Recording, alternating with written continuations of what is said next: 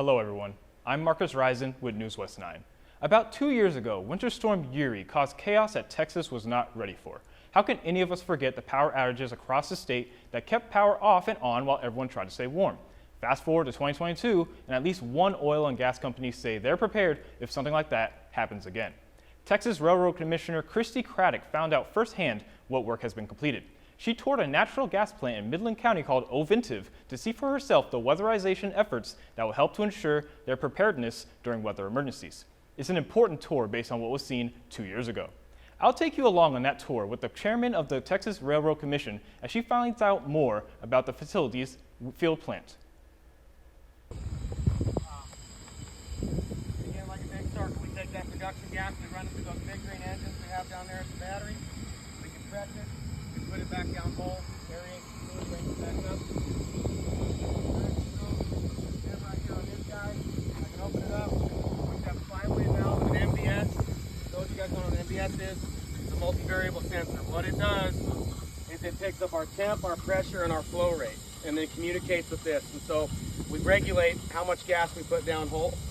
And so say we're telling this guy we want 700 MCF to a well. This will pick up the flow rate coming through here. It'll communicate with that. And what this will do is this will pinch all the way down until we're only getting 700 MCF at that well. So what we run into is as that gas cools off, we get moisture inside this valve right here, and it'll freeze off. And it causes it to give like a goofy reading. And by goofy reading, I mean probably a lot of times we'll see anywhere from like, it'll say that we're moving 2.8 million MCF through this thing. And in all reality, it's not, but that's what it's telling it. So it's saying, hey, you're moving too much, and it'll pinch us all the way down to the point that it closes off. We stop getting injection, it impacts production, causes issues that we got to come out and fix it. So some of the things that we've done to mitigate that, kind of I feel like we build on it every year, but we've got methanol injection points set up on each one of these. And it comes in, we decide to do an atomizer, and what it does, it takes that methanol, just kind of does that with it, and saves. We explained the methanol injection, what to do with methanol. We explained the methanol injection and what to do with the methanol. Oh, you did? No, will you? Oh, will I? Oh, I'm sorry. I'm deaf, man. I'm sorry. That's okay. Will you? So the methanol, basically what it does, it keeps the moisture within the gas from freezing. And so what we do is these are your methanol tanks here, and they're set on a timer, and it's based off of the ambient temp outside. And the temp gets to a certain point, it'll start pushing this methanol into here. This is your injection line coming off those compressors we talked about. It runs through an atomizer. What that atomizer does is it spreads that methanol out, and it keeps it suspended in the gas, which helps reduce freezing. So, and then what we've also done is we started utilizing our compression to actually heat up this line. You guys want, you can put your hands on it, it comes out. It comes in here right around about 90 degrees coming off those compressors, and so again, that 90-degree temp stuff to freeze, so it comes through here, it keeps, like they keep that pipe in warm. You guys can put your hands on it if you want to. And the last thing we've done, which has been a huge help for us, is this insulation. Once we started kind of insulating these, what it does is it keeps the elements off of it, but it also traps that warm gas in there. It keeps it nice and warm. It's almost just like I said, like an oven. And so since we've kind of started implementing that, along with the other few things we've done here, I mean, we've got, I've spent a lot of time working with compression and the gas lift over the last 3 years, and we've shaved off probably over half of our issues, if not more, just by doing this. So, yeah, we've gotten fancy with the Velcro and the design. 4 or 5 years ago, when you came out here, you would have seen duct tape and some insulation that looked like it came out of your house. Duct tape to these valves, but whatever works, right? That's the point we started at, and this is where we are today. Justin said we keep improving it. So. Yeah, we've actually got a company that comes out and kind of laser cuts everything for us. Yeah.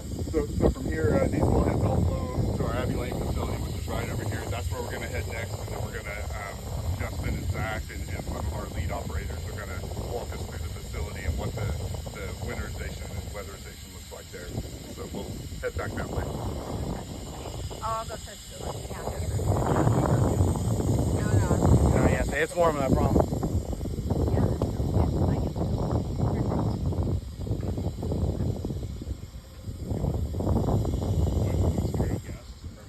Before you come through the valve, and then seal it after. That's the cooling effect of a pressure drop in gas, and that's why we're focused on the gas side. It's warm here and it gets cold there. Cold there, yeah. You guys ever hear the JT effect?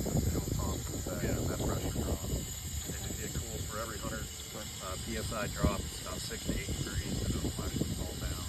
Really? I didn't know it was that low. Yes, ma'am.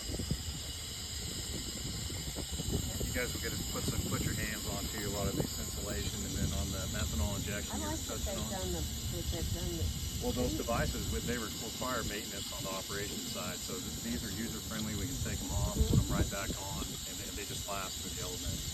And on that methanol injection, you guys are going to see these little nozzles that we have. It's been a huge prevention of spills. Yeah, it's an atomizer. So think of like a Febreze can. It's almost the same type of mist of methanol through those pipelines, and it really keeps it carrying with the gas instead of pulling in the bottom. And that allows that to not form any hydrates over that pressure drop and keep it thawed. But you guys get to actually see those nozzles and touch the rest of the facility. Oh, good. All right. So again, just another quick safety moment. We're going to be doing a little more walking as we move through the facility here with the operations guys. Same thing, slips, trips and falls, pressurized equipment. They might ask you, or if you want to put your hands on some things, that would be fine. But just watch where you're walking. Stay with someone with a gas monitor, and everything should be fine. Yeah, so I'm Zach Talbert. I'll be doing the facility section. We'll start over here at the well test manifold. It's where all the wells production comes down to the facility. So I'll kind of explain how it's coming down over here. This is what we refer to as the well test manifold. One of the benefits here is you can take any well and put it in any tester. When we know there's a cold front coming in, we can take multiple wells and put into one tester. The idea behind that is almost in the wintertime when they ask you to keep a faucet just dripping water, keep those fluids moving. The more wells we have in one tester, we constantly have those warm fluids moving, so it helps mitigate freezing issues that we may have. But this is where all the wells come down, each individual one. Then they move over here to a tester or a three-phase separator. Different people call it different things, but they're essentially the same. So we'll move over to the tester. I'm not sure how many wells we have here. Justin, how many wells? 21 wells. Keep us away from the noisy equipment. It's not the loudest speaker, so let me know if you can't hear.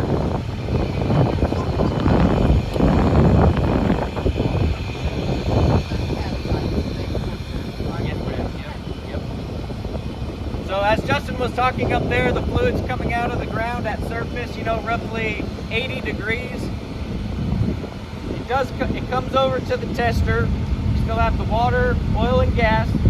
This is what's separating those three. It works on just the simple principle of oil floats on water. So there's two compartments in the tester. As all your production comes in, that oil separates to the top, spills into the second compartment, and then is dumped to the heater. We'll get a little more into the heater here in a bit. But the water is heavier, so it stays at the bottom, and it's dumped off of a float. So whenever our water level gets to a certain level, the float trips, and it dumps the water out the bottom. And then the gas is the lightest, so it stays up in the top of the tester and comes out that pipe right there. We have the tarps, the insulation over the dumps. That's kind of the heartbeat of the tester, is being able to dump your fluids out to keep your production moving. So what we utilize the radiant temperature from the fluid that the well's bringing to help hold in with that insulation around our dumps to keep kind of the heartbeat alive. The gas comes out of the top. We also have automation where we can monitor gas temperatures. This particular well, I would say on average, all these wells average roughly 75 to 80 degree gas temperatures. Where we run into issues is the JT effect. So you can see we have the black insulation covers right down on this line through here. That's the gas line, the gas leaving the tester. We cover those regulators because there's a pressure drop through there. I believe it's for every 100 psi you drop roughly 7 degrees. we like to keep those insulated. That helps mitigate a lot of freezing. Come over to the table. We have a few things. We have insulation set up. So you kind of feel the insulation. Kind of have a trend of the gas temperatures. This is the gas temperature moving through the line. You can see that roughly it's staying in about 90 degrees.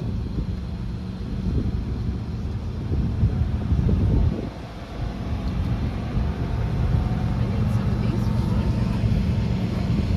These would be helpful. I like these. Yeah, they're real nice with the Velcro. Yeah. We kind of moved away from the duct tape and went with the Velcro, so when we have maintenance going on, it's real easy to take it off, put it back on. Helps the operators out.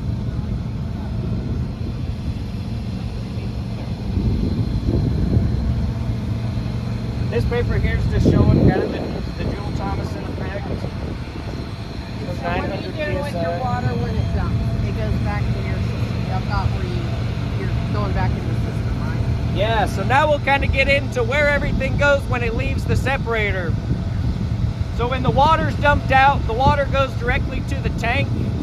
From the tank, we have automation set at levels for the pump to kick on, which then moves it to a water resource hub. The oil goes to a heater.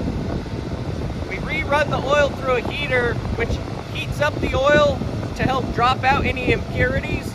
So when that oil goes to the tank, it's below the BSNW level that midstream requires us to have, so that way we can sell it. Occasionally we do get a little bit of water in with the oil in those tanks. We have rerun pumps that consistently kick on and off to help just circulate that oil in the tank, so it helps knock out further impurities to help us sell the midstream. The gas comes out and it goes to that taller scrubber right there. We call it a scrubber. And what it's doing is it's further just trying to knock out moisture entrained in that gas. So one thing is, the warmer the gas, the more fluid it carries. So we run a lot of scrubbers, which kind of helps the retention time of that gas, cools down a little bit, drops out that fluid, so then we don't have more issues downstream. Because if you leave water in your gas, then it has a chance to, it's not as pure, right? And then too, it can freeze downstream and get in that pressure. Yes, Right. So you want to take as much water out. Plus they want to, we use dry gas when you're got into your house, right? I mean, your LDCs and other things use dry gas more than they use wet gas. Yep. And so we also have a dry gas, what we call at this facility. And off of that scrubber, there's a little 2-inch line that comes off the top. That gas line runs back through the middle of all of our testers, and that supplies the auxiliary gas to all of our dumps. So we're trying to use as dry a gas as possible to keep that heartbeat alive on the testers, keep the fluids moving. So you're using the associated gas to keep your equipment running. Yep, we use all the gas that we produce with the compressor to push back down the hole. The gas we produce we use to run all of our auxiliary equipment. Yeah, that's. Are you selling any of your wet? Do you have enough wet gas to sell? Are you selling to move it downstream for chemical? We will pull some off, but we have BRUs, so we will pull some of that off of our tanks, yes, Okay. and sell that rich gas off of our tanks. That helps for emission purposes too. Which Yeah. Zach's our resident expert on emissions as well. One thing to point out, these compressors, as we look and note, you saw the pictures in the presentation of the compressor cover, the wind walls. That's what we were looking at. But these compressors are used, as Zach mentioned, to send gas downhole and utilize for artificial lift to increase production. They aren't used in what you normally might think of a compressor or compressor station to be used for, which is to compress gas to get it into a pipeline for sales. That's not what our compression is used for here. Just to be clear on that. And another key point is we talked about the nuance in each facility and how every facility requires something different.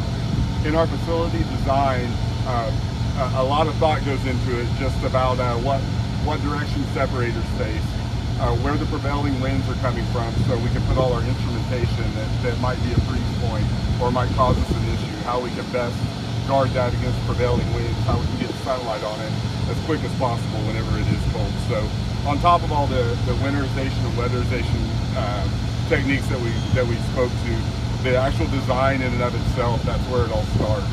And we pay attention to a lot of those details that you might not be aware of that also go a long way in how we keep production on during weather events.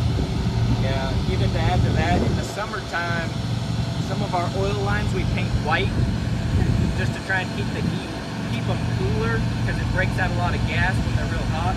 So it helps our pumps from airlocking. And you'll see, so additionally, you'll see some lines that are painted black because we've typically seen a freeze just to help when cold weather does come to help with the keep them warmer.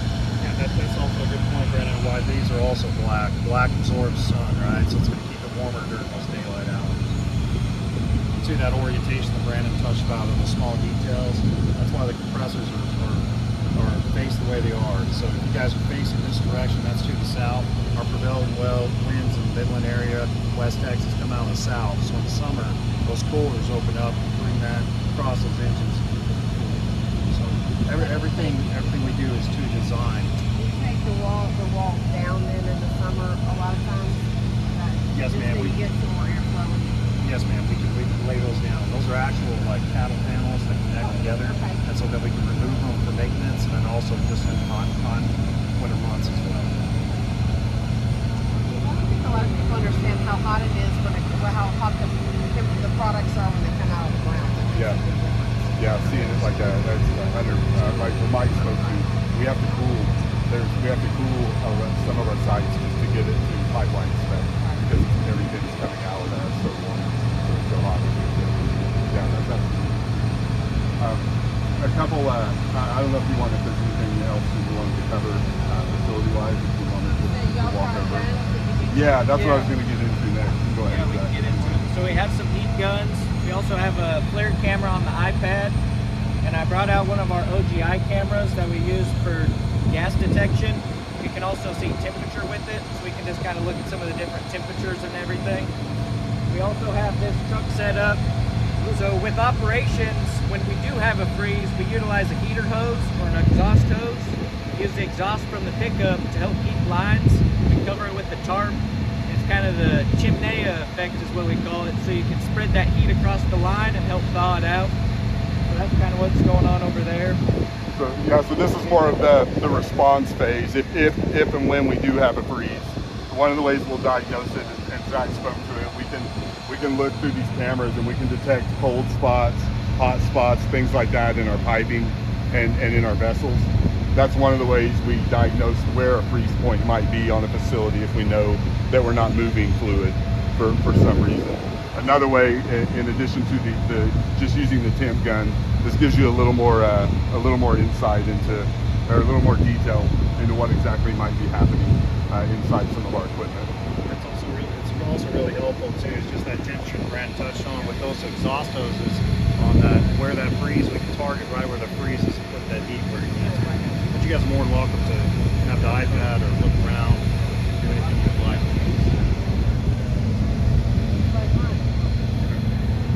Gets dropped up. Yeah, it makes it easy to have one in my house for the state. Yeah. And then yeah, if you want, we can move over here and just. Hopefully, I think Mike explained it really well. You're not seeing any rocket science yet. When it comes to how we winterize and weatherize, and you won't, because it is it is a simple process when you understand where you have freeze point. You see historically where you've been, and you continue that year over year. This is just an example of what they were talking about with the heater hose. All of our operators have these. I think in the presentation that Mike gave, saw a slide where I think we have 5 or 6 trucks lined up. That was during Winter Storm Uri on a bigger line, and that's really how we'll respond and attack it if and when we do have freezes. Andy, Oscar, our lead operators in the field, will coordinate everyone, pull everyone together, and go site by site normally based off of production volumes on where we need to make sure that we get back up and running. And this is just one of the techniques that we use that we really used on a daily basis during winters in Colorado and in Canada. So it's not needed nearly as often here, but it is one of the main techniques that we do use. That's all line. We use it to restart, is that right? Yeah, this would be after a freeze to restart. Like in Uri, after we lost power, we couldn't keep moving our product. When power came back online, Brandon and his team had to go in and use this technique to get things restarted. Is that correct? I would just clarify Brandon's team. I don't want to take credit for that. I was at a computer in the emergency operations center, making sure that everything was coordinated. These guys were out boots on the ground, keeping everything going.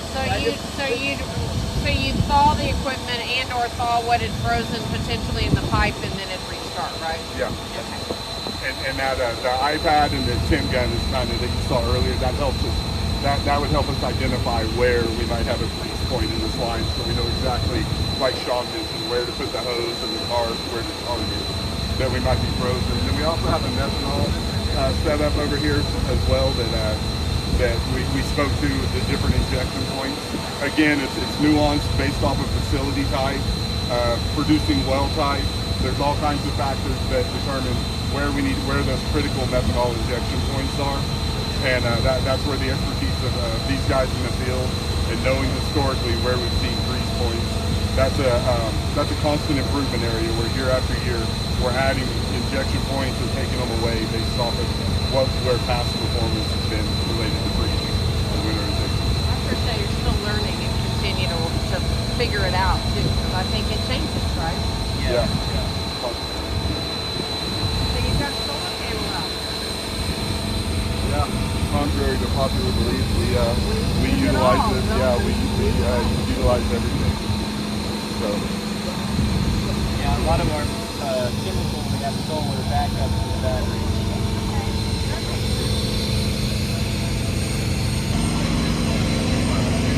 one of the ways that we're going to handle our winterization basically we'll also have the equipment like some of those valves that are under the installation. We'll have these asset tags, and that's one of the ways that we'll utilize our checklist. We can do that with the iPhone. It pulls up a form in a program we call Asset Handler, and we can enter what kind of weatherization or installation we're having, and that'll be that's a key point in understanding, and I think for your inspectors as well when they go out, they can see what we'll be able to provide. This is what we winterize and where, and show them why behind the scenes. So yeah, we provide these asset tags for multiple reasons. That's one of them. And then we'll also be able to show like the year-over-year improvement too. Like 2022, this piece of equipment was we had installation and it wasn't enough or it didn't work. So the following year we got a heat trace and tried something different on that specific piece of equipment. So it'll allow us to kind of tell the story of how we continue to progress through weatherization.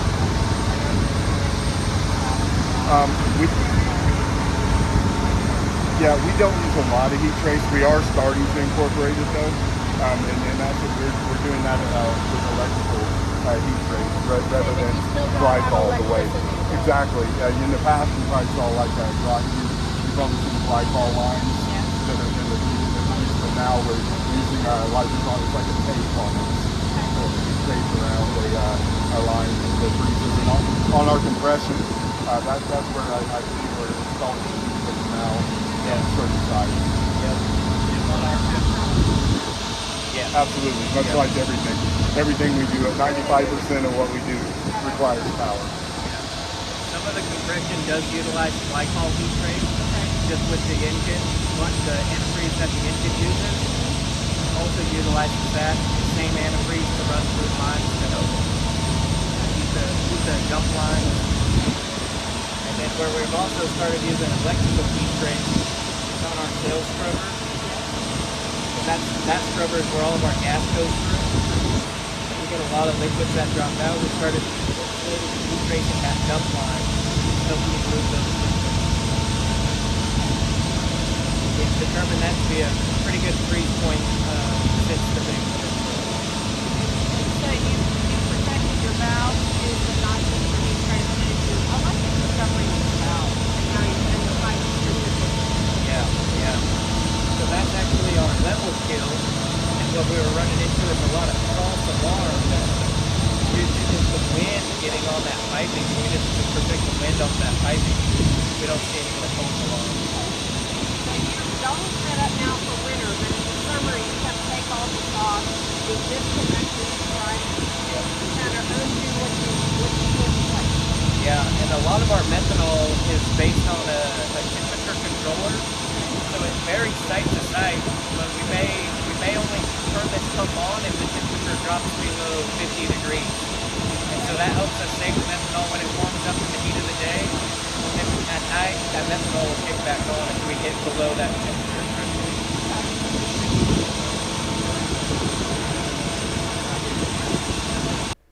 After the tour, NewsWest 9 was able to interview Christi Craddick, as well as Ovintiv Senior Manager of Production Operations, Mike Schubert. Here's what they have to say about the tour and how the company has prepared. Here are those interviews.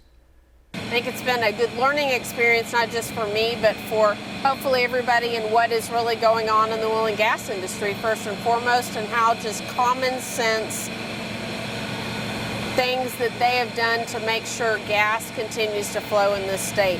I appreciate it, and they are being smart about what we're doing, and we look forward as we continue to do our inspections as an agency, since we've now gotten rules in place and are moving forward to working with companies, making sure we understand what best practices are, making sure that we don't have issues like we did 2 years ago, and that we continue to improve with our natural gas flow and our oil flow. And look, we are weatherizing not just for winter, which is what we're out preparing for today, but also for summertime as well. That's a real challenge in this state when it gets to be 100 degrees as well. So I'm happy to take any questions if anybody has any.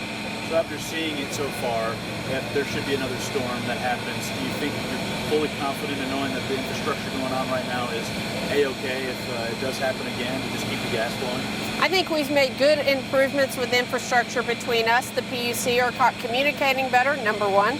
Number two, the infrastructure's improved a lot. And industry wanted to improve that infrastructure. They were doing it up themselves before our rules got in place. It's good practice for them. It's good economics for them. But also, and I will say this with a serious statement, I think that everybody wants to make sure the lights stay on.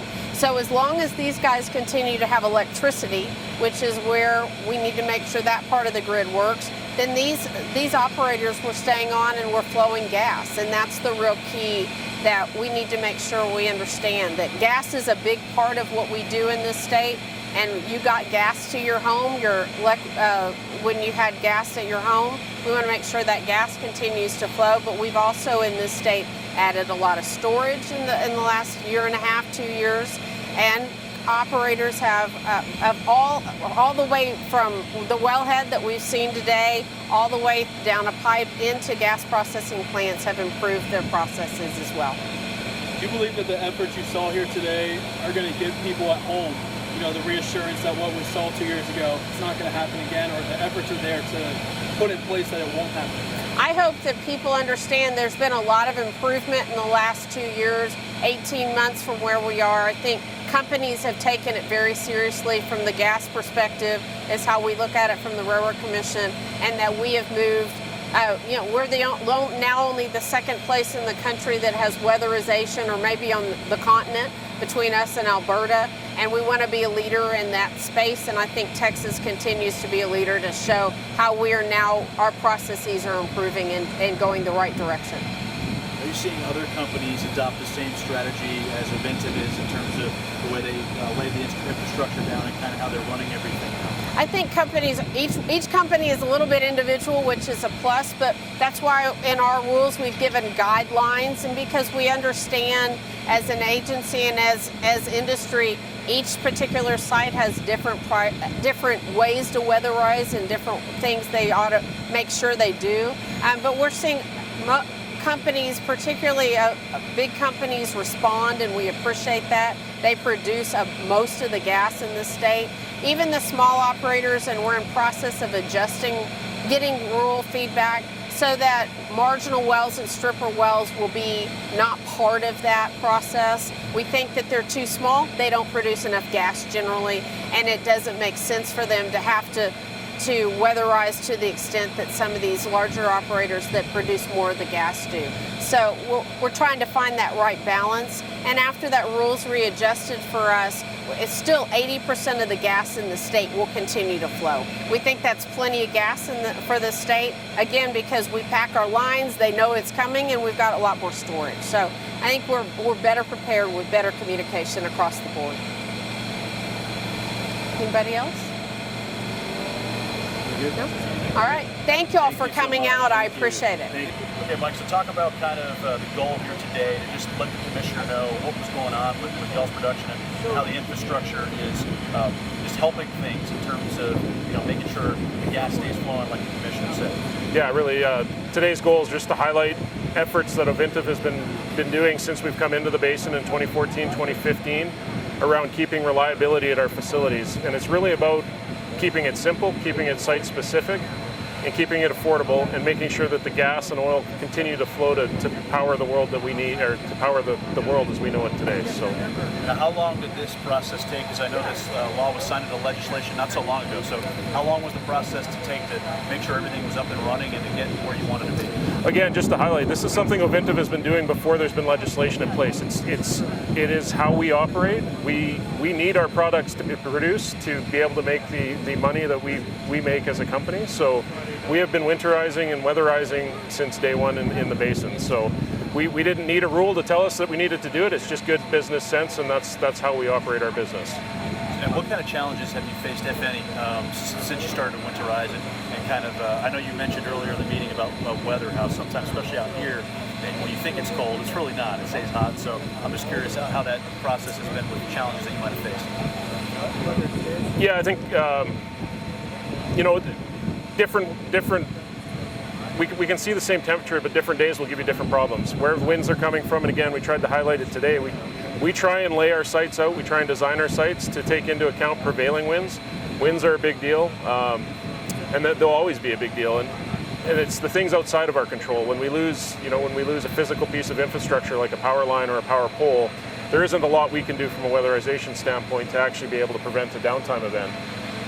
But we do take that into account. We plan accordingly. We place people and equipment in strategic locations as we have forewarning to events, and we do our best to maintain, like I presented earlier today, in that order of 95% reliability. And that's the low bar for us. That's really the lowest we really want to be, and that's where we continue to face. But when we have, like we had in Storm Uri, a statewide power outage, there isn't a whole lot we can do, and our weatherization effects are not going to end up helping things if we don't have power reliably being delivered to us.